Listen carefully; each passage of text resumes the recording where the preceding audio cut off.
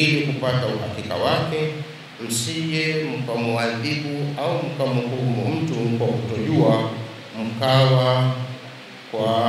mkawa kwa mlioyatenda mmo katika majuto makubwa. La tatu, tunaunga mkono mchakato wa maridhiano ya kitaifa uliopendekezwa na Mheshimiwa Rais. Tuko tayari kushiriki na kuchangia kikamilifu kwa kuwa tunaamini kwa dhati kuwa maridhiano ni sehemu ya maadili ya dini yetu ya Kiislamu kama inavyosomeka katika Qur'an, fa aslihu bainahuma bil adli wa ahsitu inna Allaha yuhibbul muqsitin. Hii ipo katika sura Al-Hujurat aya 9. Fanyeni suluhu baina yenu kwa haki na uadilifu, hakika Allah subhanahu wa ta'ala anawapenda watu waadilifu. Jambo la 4, msingi wa maridhiano hayo lazima ujikite kwenye uadilifu na dhamira njema na sio juu ya vurugu na muda mfupi au mashinikizo ya kisiasa au wanaharakati. Tuko tayari kuwa daraja ya kuunganisha Watanzania kufikia suluhu hiyo. La 5, tunapendekeza uwepo uchunguzi wa kina usiopendelea upande wowote ili kubaini waliochochea, waliopanga na kuratibu uhalifu uliotokea. Uchunguzi huo lazima ufanywe kwa watu binafsi, wanasiasa na taasisi mbalimbali zilizomo ndani ya jamii yetu. Jambo la 6, maridhiano kamwe yasiwe kichaka cha kuficha uhalifu. Wenye hatia wajulikane, wasio na hatia walindwe, na haki isimame sawa bila ya kupindishwa. Jambo la 7, mchakato wa maridhiano pamoja na umuhimu na ulazima wake kamwe usizibe macho tukashindwa kung'oa mzizi wa fitna uliozaa maafa haya yaliyoitikisa dola na taifa letu. Namba 8, serikali iwaangalie kwa jicho la huruma wale wote waliopoteza nafsi zao, nafsi za ndugu zao, kuharibika kwa mali zao na biashara zao, pia iwafariji kutokana na majanga hayo yaliyokuta. Namba 9, tunaipongeza serikali kwa kutambua kuwa miongoni mwa waliokamatwa kulikuwepo vijana na wananchi waliofuata mkumbo bila ya dhamira mbaya. Juhudi za kuwatambua na kuwarejesha katika familia zao ni hatua ya uadilifu tunayoiunga mkono.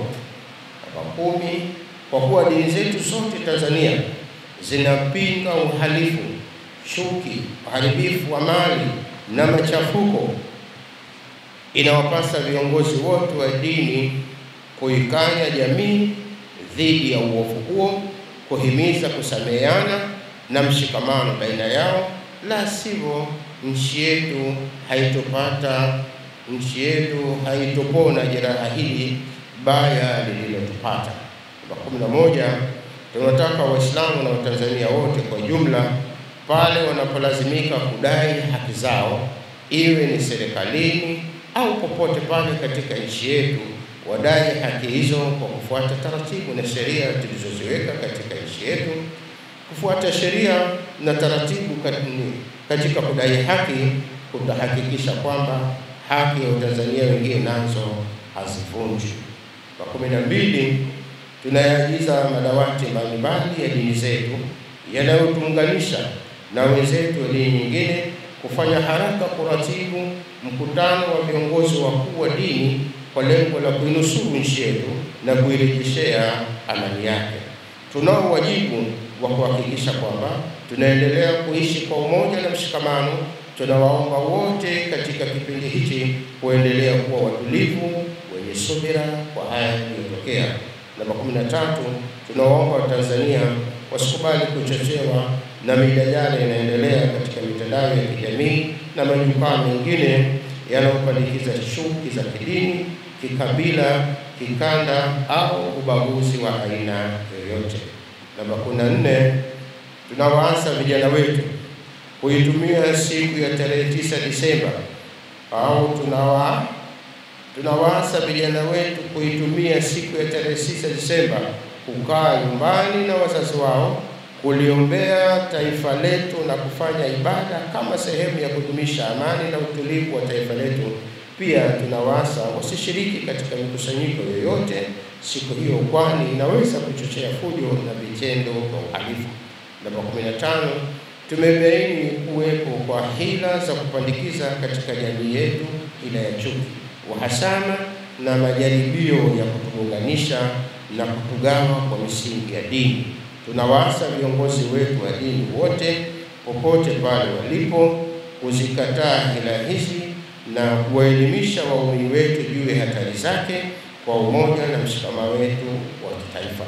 Namba 16, tunawaagiza Waislamu wote katika misikiti yao, madrasa zao, zawia zao, vyuo vyao na katika kila mkusanyiko wao na kila mmoja wetu katika ibada zake kumwomba Mwenyezi Mungu Subhanahu wa Ta'ala arejeshe na kuidumisha amani yetu iliyotetereka, kama Qur'ani inasema, qul man ya'budu bikum rabbi lawla du'aukum faqad kadhabtum fasawfa yakunu lizama.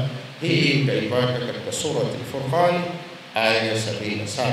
Sema, ewe Muhammad, Mola wangu hana haja ya kujipendekeza kwenu, awajali hali ya kuwa ninyi hamuombi.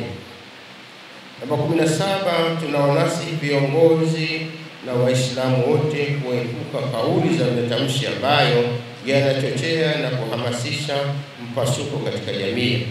Mheshimiwa Mufti anatoa rai tutumie maneno ya kauli za kujenga na kuleta umoja na kuwa daraja kati ya Waislamu na baina yetu na Watanzania wengine wasiokuwa Waislamu. Tanzania ndiyo nchi yetu, hatuna nyingine. Tuinusuru amani yetu isijaribiwe au isichezewe. Sisi taasisi za Kiislamu tunalinda amani hiyo kwa gharama yoyote, au sisi taasisi za Kiislamu tutalinda amani hiyo kwa gharama yoyote. Tunamwomba Mwenyezi Mungu Subhanahu wa Ta'ala atukubalie itikafu yetu, atuepushie fitna, atuunganishe mioyo yote na Watanzania wote, atuongoze katika maamuzi ya heri yanayoletea taifa letu mustakbali mwema. Wassalamu alaikum warahmatullahi wabarakatuh. Mimi ni Sheikh Ndecha kwa niaba ya jumuiya na taasisi za Kiislamu. Wassalamu alaikum warahmatullahi wabarakatuh.